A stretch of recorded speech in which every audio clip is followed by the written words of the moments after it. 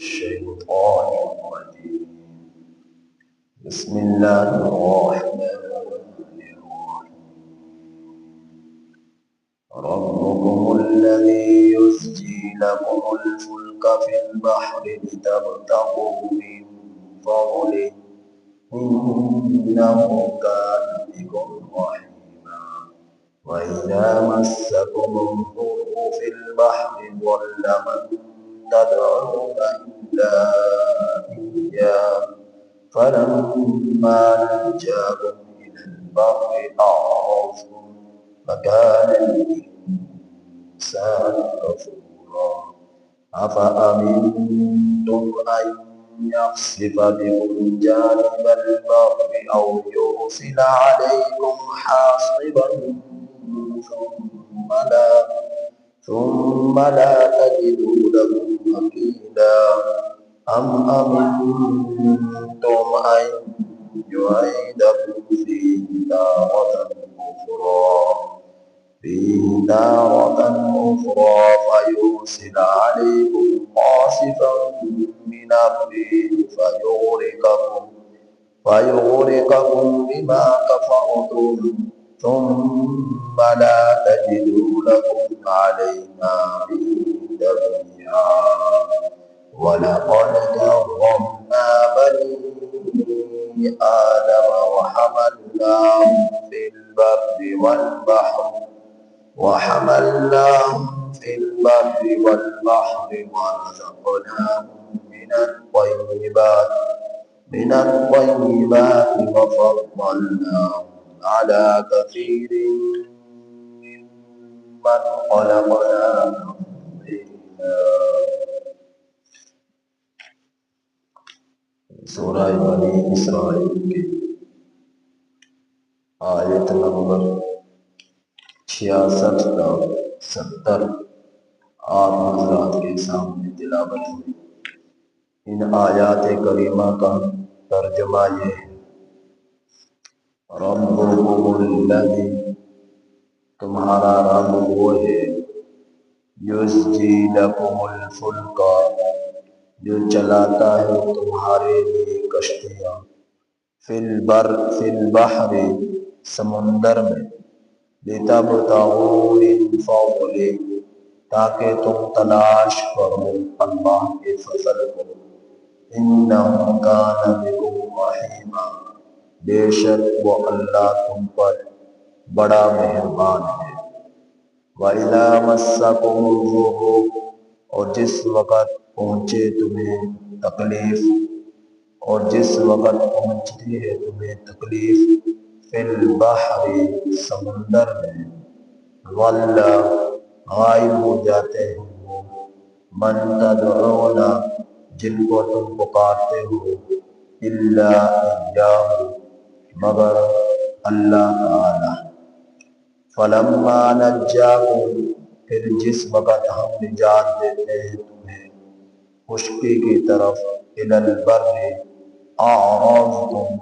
تم اعراض کرنے لگ جاتے ہو، وکان الانسان کفورا، اور ہے انسان بہت ہی ناشکرا، افامنتم، یا پس تم امن میں ہو، ان یخسف بکم، اس بات سے کہ دھنسا دیا جائے تم لوگوں کو زمین میں، جانب البر، خشکی کے کنارے، یا پس تم امن میں ہو اس بات سے کہ دھنسا دیا جائے زمین میں تم لوگوں کو، جانب البر، خشکی کے کنارے، او یرسل علیکم، یا چھوڑے جائیں تم پر، او یرسل علیکم، یا چھوڑے جائیں تم پر، حاصبا، تیز و تند ہوا، او یرسل علیکم حاصبا، یا چھوڑی جائے تم پر تیز و تند ہوا، ثم لا تجدوا لکم، پھر نہ پاؤ تم اپنے لیے وکیلا، کوئی وکیل، ام امنتم، یا تم امن میں ہو اس بات سے کہ ایعیدکم فیہ تارۃ اخری، کہ وہ لوٹائے تم پر ایک اور مرتبہ آندھی طوفان، فیرسل علیکم قاصفا من الریح، پھر وہ چھوڑے تم پر توڑ پھوڑ کرنے والی من الریح ہوا، فیرسل علیکم، پھر وہ بھیجے تم پر قاصفا توڑ پھوڑ کرنے والی من الریح ہوا، فیغرقکم بما کفرتم، بس وہ تمہیں غرق کر دے بس سبب تمہارے کفر کے، ثم لا تجدوا لکم علینا بہ تبیعا، پھر نہ پاؤ تم اپنے لیے ہمارے خلاف کوئی مطالبہ کرنے والا، پھر نہ پاؤ تم اپنے لیے ہمارے خلاف اس کی وجہ سے کوئی مطالبہ کرنا، وَلَقَدْ كَرَّمْنَا، اور البتہ تحقیق ہم نے عزت دی، وَلَقَدْ كَرَّمْنَا، اور البتہ تحقیق ہم نے عزت دی، ہم نے فضیلت دی، فوقیت دی بنی آدم،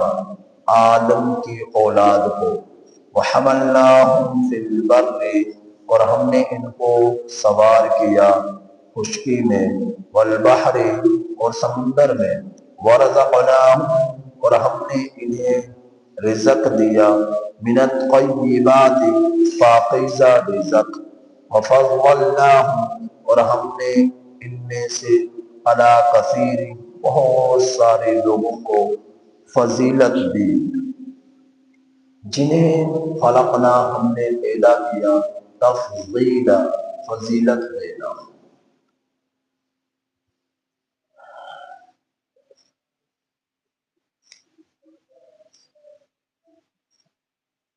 اللہ رب العزت کے ظاہری باطنی نعمتوں کے تذکرہ پچھلے سبق میں ہوا۔ کچھ ظاہری نعمتیں ہیں جو اللہ نے اپنی مخلوق کو دی، کچھ باطنی نعمتیں ہیں جو اللہ نے اپنے بندوں کو دی۔ ظاہری نعمتیں شکل، صورت، آنکھ، کان، ہاتھ، پاؤں، ظاہری نعمتیں چاند، سورج، آسمان، زمین اور بے شمار چیزیں۔ باطنی نعمتیں عقل، سمجھ، علم، فہم، یہ ساری کی ساری باطنی نعمتیں ہیں۔ تو اللہ نے یہ دونوں طرح کی نعمتیں انسانوں کو دی، اور جتنا نعمتیں شمار کرنا چاہو آپ شمار نہیں کر سکتے۔ تو ان آیات کریمہ میں اللہ تعالیٰ اپنے احسانات کو بتلا رہے ہیں، اور مخلوق کی ایک بری عادت کے بارے میں بتلا رہے ہیں کہ ویسے تو انسان انتہائی ناشکرا ہے، اپنے رب کو یاد نہیں کرتا، اسی کا کھاتا ہے، اسی کی نافرمانی کرتا ہے، اسی کے حکموں کے خلاف ورزی کرتا ہے، لیکن جب کسی مصیبت میں گرفتار ہوتا ہے، کسی غم میں مبتلا ہوتا ہے، تو خالصتاً ایک اللہ کو پکارنے والا ہوتا ہے۔ مسلمان تو مسلمان، کافر بھی اللہ کو پکارنا شروع ہو جاتے ہیں، وہ اپنے سارے دیوتاؤں کو، سارے بتوں کو چھوڑ دیتے ہیں اور ایک اللہ کو پکارتے ہیں جب موت سامنے نظر آتی ہے۔ تو اسی طرح کے ایک واقعہ مشہور تھا اکرمہ بن ابو جہل کا۔ جس وقت مکہ فتح ہوا سن 8 ہجری میں، تو کافروں نے چونکہ مسلمانوں کو پر بہت ظلم ڈھائے تھے، ستم ڈھائے تھے۔ ان میں کچھ نامی غرامی کافر تھے جنہوں نے بہت ہی زیادہ ظلم کیے، جن میں صفوان بن امیہ اور عباد بن اسود، نمبر 3 حبشی بن حرب، نمبر 4 اکرمہ بن ابو جہل، یہ 4 طرح کے لوگ تھے جنہوں نے بہت ہی زیادہ مسلمانوں پر ظلم کیا، اور ان جیسے اور بھی تھے لیکن مشہور یہ تھے، پیش یہ تھے صفوان بن امیہ، عباد بن اسود اور وحشی بن حرب اور اکرمہ بن ابو جہل۔ جس وقت مکہ فتح ہوا تو اس وقت یہ اکرمہ بن ابو جہل اور دیگر کافر آگے اپنا آپ کو بچانے کے لیے کہ آج ہمیں چھوڑا نہیں جائے گا۔ تو یہ اکرمہ بن ابو جہل بھی بھاگا تو بیت اللہ کے دروازے کے بالکل سامنے مقابل تین میل کے فاصلے پر سمندر ہے، 300 یا 3 میل سمندر ہے۔ تو اس زمانے کے اندر یہ جدہ جو ہے، جس طرح آج ایک معروف شہر ہے عرب کے اندر، اس وقت ایک معروف شہر نہ تھا، غیر معروف تھا۔ یہاں پر جھونپڑیاں بنی ہوئی تھی، چند ایک لوگ تھے اور وہ اپنے پاس دودھ، ستو اور کھانے کی کچھ چیزیں کھجورے وغیرہ رکھا کرتے تھے۔ جب کوئی سمندر میں سفر کر کر آتا یا وہاں سے گزرتا تو ان کو اپنی چیزیں بیچا کرتے تھے۔ تو بہرحال اکرمہ بن ابو جہل یہ بھاگا اور بھاگتا ہوا سمندر کے کنارے پہنچ گیا اور وہاں پہ ایک کشتی اتفاق سے کھڑی تھی، یہ اس کشتی میں سوار ہو گیا۔ اب کشتی میں اور لوگ بھی سوار تھے۔ جب کشتی بیچوں بیچ پہنچی تو ہوا مخالف سمت چلنا شروع ہو گئی اور کشتی کو آگے چلاتے ہیں، بڑھاتے ہیں، کشتی آگے بڑھتی گئی، ہوا مخالف سمت ہوئی اور کشتی آگے نہ بڑھی۔ اب ان کو موت سامنے نظر آنے لگی، ہلاکت سامنے نظر آنے لگی۔ اس وقت اکرمہ نے پکارا، یا لات اغیثنی، یا عزا اغیثنی، یا منات اغیثنی، یا حبل اغیثنی، یعنی اس نے اپنے ان بتوں کو پکارا، اے لات میری مدد کر، اے عزا میری مدد کر، اے حبل میری مدد کر۔ تو یہ ان بتوں کو پکارتا رہا تو کشتی میں جو لوگ سوار تھے وہ کہنے لگے، یہاں پر تمہارا لات، یہاں پر تمہارا منات، یہاں پر تمہارا حبل، یہاں پر تمہارا عزا، یہ تمہارے کام نہیں آئیں گے، یہاں تو صرف ایک اللہ کی ذات کام آئے گی، ایک اللہ کو پکار۔ اس نے کہا کہ اگر آج میں بچ گیا اللہ کو پکارنے سے تو پھر میں اس نبی پر جو نبوت کا دعویٰ کر رہا ہے، جس کے خلاف میں ہمیشہ لڑتا رہا، جس کے خلاف میں ہمیشہ بکتا رہا، جن کے خلاف میں ہمیشہ سازشیں کرتا رہا، میں اس پر ایمان لے آؤں گا۔ اس نے اللہ کو پکارا، اللہ نے اور اللہ کو اس نے پکارا تو ہوا موافق سمت چلی۔ تو اس نے کشتی یعنی آگے کی طرف بڑھی تو اس نے کہا کہ نہیں، اب میں نے واپس جانا ہے، کشتی کو واپس کیا جائے۔ کشتی واپس موڑی، سمندر کے کنارے پر دیکھا کہ اس کی بیوی ام حکیم وہ کھڑی تھی اور ہاتھوں سے کسی چیز کو لہرا رہی تھی۔ یہ وہاں پر پہنچا تو کہنے لگا یہ تو میری بیوی ہے، اس سے ملا، یہ لگی اتنا ظلم کیا، انہوں نے مسلمانوں نے اتنا ظلم کیا کہ عورتوں کو بھی بے دخل کر دیا۔ یعنی یہ اپنے ذہن میں بھی یہی سمجھ رہا ہے کہ میری بیوی کو اور اس جیسی باقی دیگر عورتوں کو بھی مکہ سے نکال کر باہر پھینک دیا، باہر کر دیا، جلا وطن کر دیا، تو یہ میری بیوی ہے۔ تو وہ اپنے دل میں یہ باتیں سوچ رہا تھا، لیکن جس وقت اس کے قریب پہنچا، اس سے پوچھا کہ کیا تمہیں بھی نکال دیا انہوں نے؟ تو چونکہ مردوں کی طرح عورتوں نے بھی ظلم ڈھائے تھے مسلمانوں پر، انہوں نے بھی کوئی کسر نہ چھوڑی تھی کہ مسلمانوں پر وہ تکلیف پہنچانے۔ تو اس ام حکیم نے کہا، تو بعد میں چونکہ وہ رضی اللہ عنہ بن گئی، تو انہوں نے فرمایا کہ ہم سب صفا کی چوٹی پر اللہ کے رسول تشریف فرما تھے اور ہم سب وہاں موجود تھے۔ تو اس وقت اللہ کے رسول صلی اللہ علیہ وسلم نے یہ بات عرض کی کہ تم نے فلاں جگہ پر میرے فلاں صحابی کو شہید کیا، فلاں میری صحابیہ کو قتل کیا، فلاں کی تم نے آنکھیں نکالی، فلاں کے جسم کو تم نے چیر دیا، فلاں کو ساتھ تم نے ظلم کیا، کامداروں پر لٹایا، فلاں کو تم نے گردن پہ رسی کو باندھ کر اسے جو ہے پتھروں پر، ریگستان میں زمین پر گھسیٹتے رہے، تم نے پتھر برسائے، تم نے انگاروں پر لٹایا۔ ایک ایک چیز اللہ کے رسول صلی اللہ علیہ وسلم نے دکھائی جس سے ہم یہ سمجھے کہ آج ہمارے خیر نہیں ہے، آج ہم بچیں گے، آج ہمیں چھوڑا نہیں جائے گا۔ لیکن پھر اللہ کے رسول صلی اللہ علیہ وسلم نے فرمایا کہ میں تم سب کو اللہ کے رضا کے لیے معاف کرتا ہوں، اسی سے کوئی انتقام نہیں ہے، اسی سے کوئی انتقام نہیں ہے۔ تو اللہ کے رسول صلی اللہ علیہ وسلم نے معافی کا اعلان کر دیا سب کے لیے، اسی سے کوئی انتقام نہ لیا گیا۔ حضرت ام حکیم نبی کریم صلی اللہ علیہ وسلم کے پاس تشریف لائی اور عرض کیا کہ میں مسلمان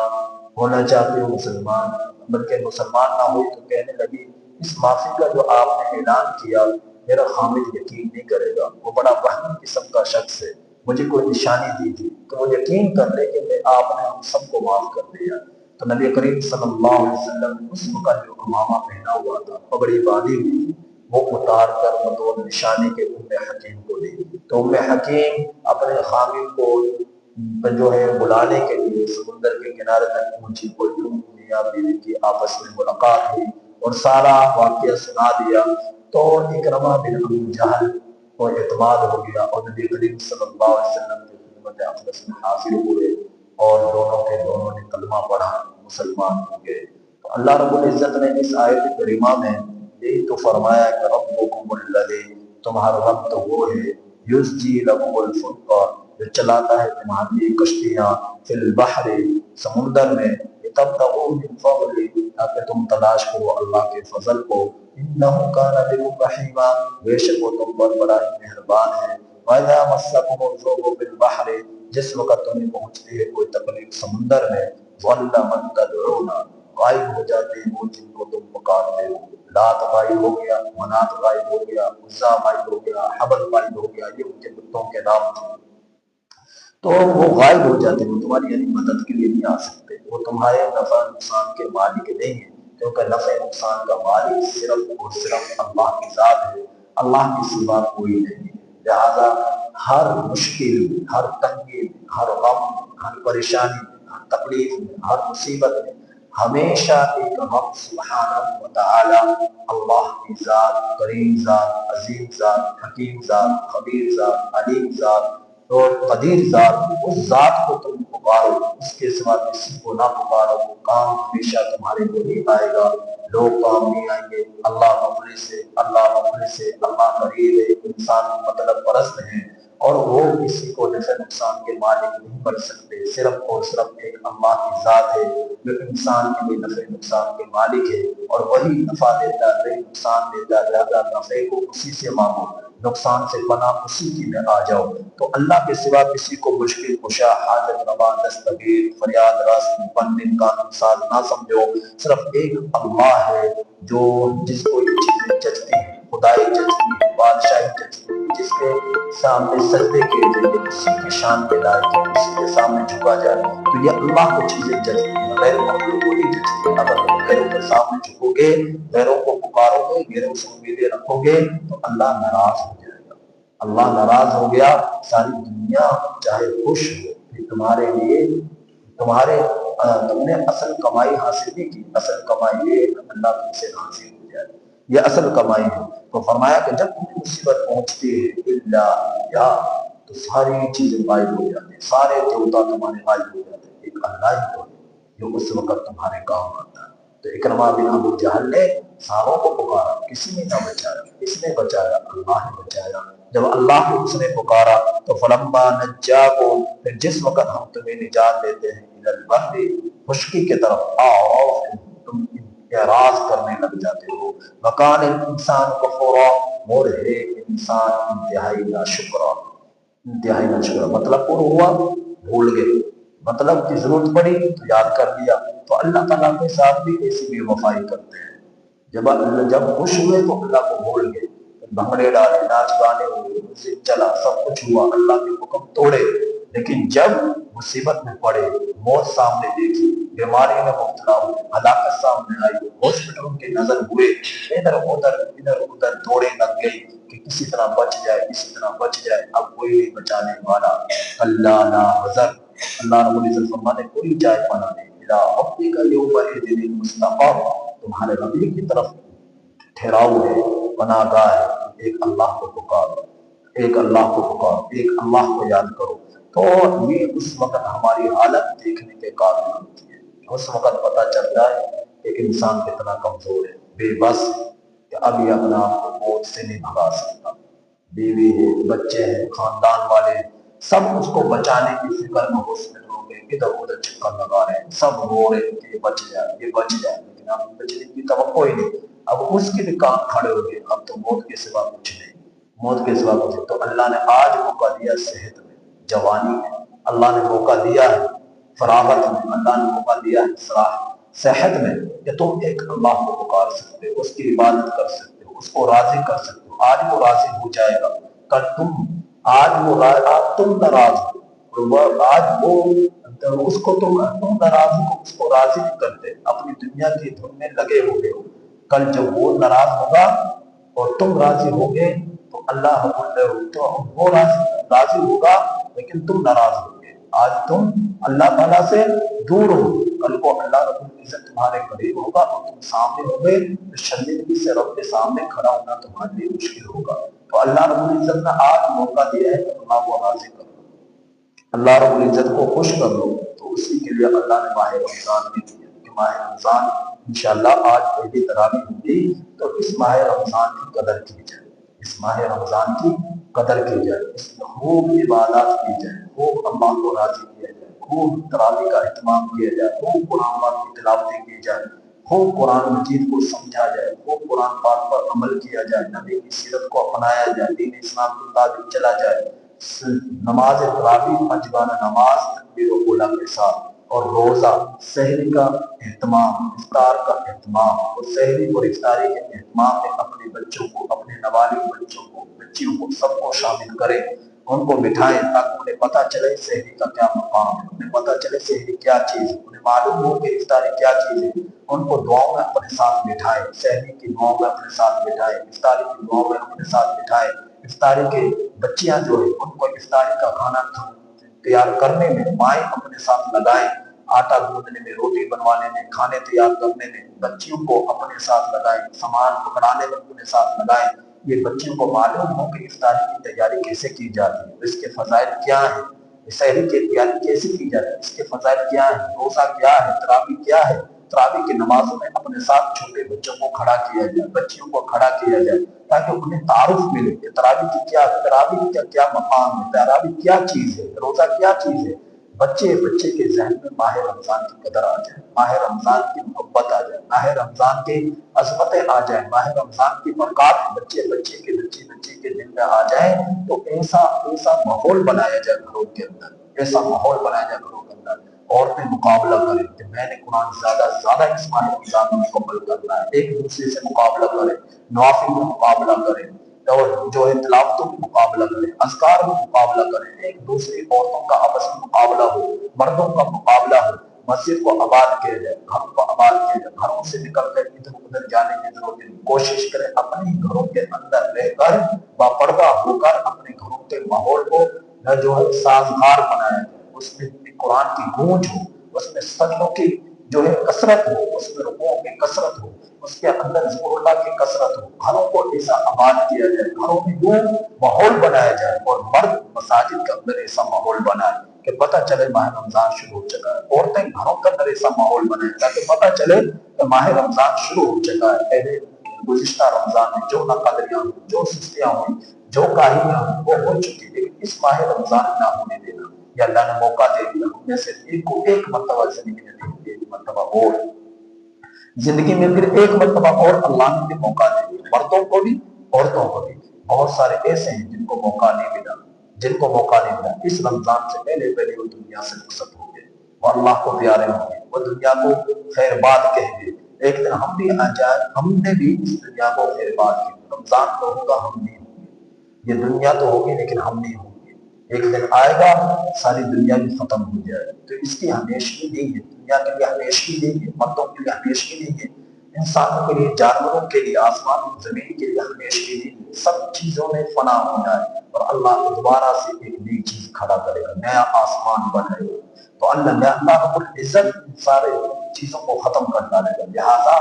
یہ یہاں پر جو بھی آیا ہے اس کے لیے فنائیت ہے، بقائیت اسی کے لیے، لہٰذا فنائیت جس نے ہونا ہے اور اپنے آپ میں بھی فنا ہونا ہے، تو اس کے لیے جس نے فنا اس کے لیے بھی نہ جیو اور اپنے لیے بھی نہ جیو کہ میں تو فنا ہو جاؤں گا، اس کے لیے جیو، اللہ کے لیے جیو، جو اللہ نے فرمایا ہے اس کے مطابق زندگی بسر کرو، اللہ نے موقع دیا، سال بھر نابالغ کتنے گناہ کیے، کتنی نافرمانیاں کی، کتنے ہم نے جو نمازیں چھوڑی، اس رمضان کے اندر قضا نمازوں کا اہتمام، ہر نماز کے ساتھ کم از کم اس نماز کا قضا، نماز فجر کی قضا ہوئی، ہر نماز فجر سے پہلے نماز فجر کی قضا کر لیں، نماز فجر کے بعد بھی قضا کی جاتی ہے، ویسے نماز وغیرہ ممنوع ہے، نافل وغیرہ ممنوع ہے۔ فجر کی نماز سے لے کر سورج کے طلوع ہونے تک قضا نماز پڑھی جا سکتی ہے۔ عصر کی نماز سے لے کر غروب آفتاب سے پہلے تک قضا نماز پڑھی جا سکتی ہے۔ اور نصف النہار میں نماز پڑھنا ممنوع ہے،